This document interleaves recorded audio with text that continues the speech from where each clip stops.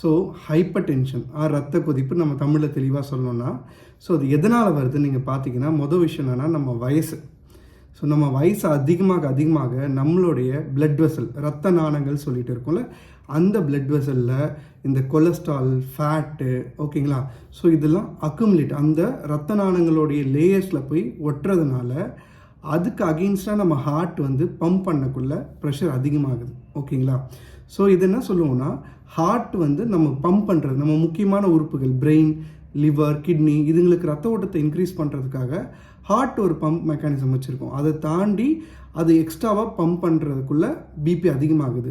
Sir சின்ன குழந்தைங்களுக்கே அதிகமாகலை, வயசாக அதிகமாகுது அப்படின்னு கேட்டிங்கன்னா, அதுதான் நான் சொன்னது. இந்த கொலஸ்ட்ரால் இந்த மாதிரி வயசாக ரத்த நாணங்களோட தேய்மானங்களும் சேர்ந்து ரத்த நாணங்களை சுருங்க வைக்கிறதுனால அதை நம்ம ஹைப்பர் டென்ஷன் ஆர் ரத்த கொதிப்புன்னு சொல்கிறோம். ஸோ இதுதான் மேஜரான ஒரு காரணம், முக்கியமான ஒரு விஷயம் வயசு. ஸோ அது மட்டும் இல்லாமல் இது வயசாக இந்த பிபி அதிகமாகிறதுக்கான சான்ஸ் நிறைய பேர், எல்லாருக்குமே மெஜாரிட்டி ஆஃப் த பீப்புளுக்கு நம்ம நாட்டில் இருக்குது. ஓகேங்களா, எங்கேஜில் ஒரு விதமான ஒரு ஹைப்பர் டென்ஷன் வரும். அது வந்து சின்ன வயசுலேயே பிபி, சார் 15 வயசு பிள்ளைக்கும் பிபி இருக்குன்னு சொல்கிறாங்க சார் அப்படின்னு சொன்னீங்கன்னா, அதுக்கு காரணம் நிறையா இருக்குது. அது நம்ம இன்றைக்கி டிஸ்கஸ் பண்ண வேணாம். இன்றைக்கி நமக்கு என்னென்னா, வயசாகிறதுனால வர பிபி அது வந்து எப்படி நம்ம கண்ட்ரோல் பண்ணுறது, ஓகேங்களா, ஸோ அதை எப்படி நம்ம வந்து ஃபாலோ பண்ணுறது தான் நம்ம பார்க்க போகிறோம்.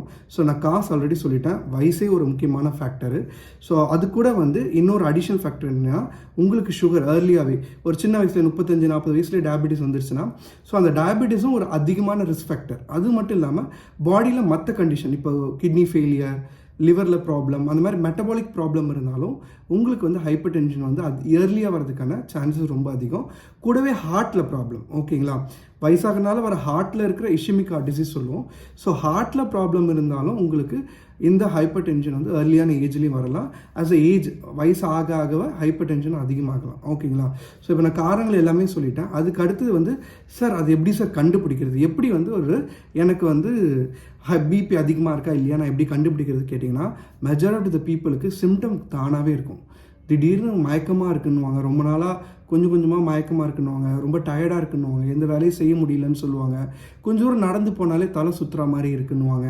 ஓகேங்களா, சில டைம் மயக்கம் போட்டு கூட விழுந்திருப்பாங்க வீட்டில் இருக்கிறவங்க. நீங்கள் சொல்லுங்கள், முன்னாடி நல்லா தானே இருந்தால் இன்றைக்கி நான் ரொம்ப அசதியாக, இப்போ கொஞ்சம் நாளாக ரொம்ப அசதியாக இருக்கா, வேலை செய்ய மாட்டுறாங்க, ஸோ ரொம்ப டல்லாக இருக்காங்க, தலை சுற்றுன்னு அடிக்கடி கம்ப்ளைண்ட் பண்ணுறாங்க, சில டைம் வாந்தி கூட எடுப்பாங்க. ஸோ இதெல்லாம் வந்து ஒரு ட்ரிகர் நமக்கு வந்து தெரியும். இது மூலிமா நம்ம ஒரு ஹாஸ்பிட்டல் போய் செக்அப் பண்ண போனால் நமக்கு வந்து பிபி ரொம்ப அதிகமாக இருக்குன்னு அங்கே போனதுக்கப்புறம் தான் தெரியும்.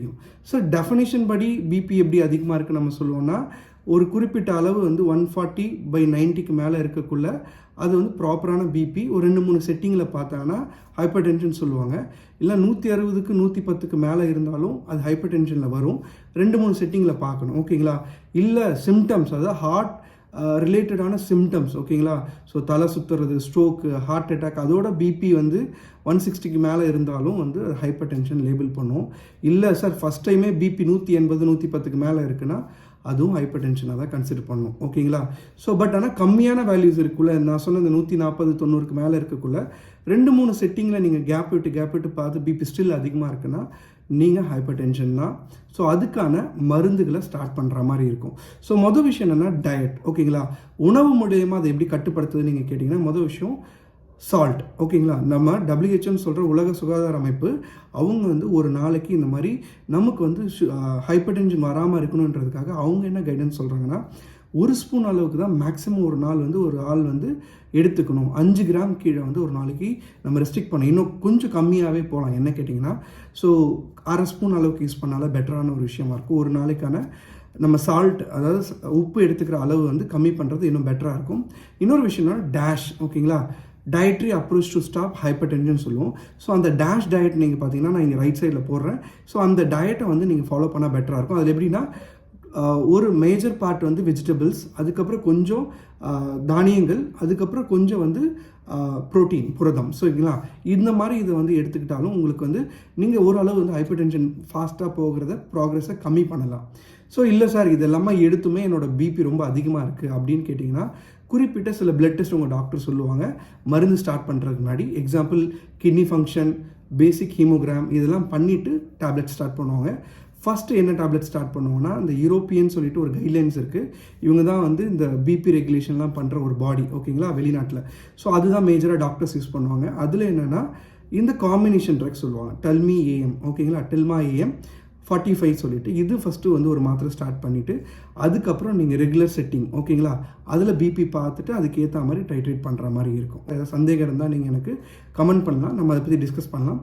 Until then bye from doctor Sasidharan. Thank you.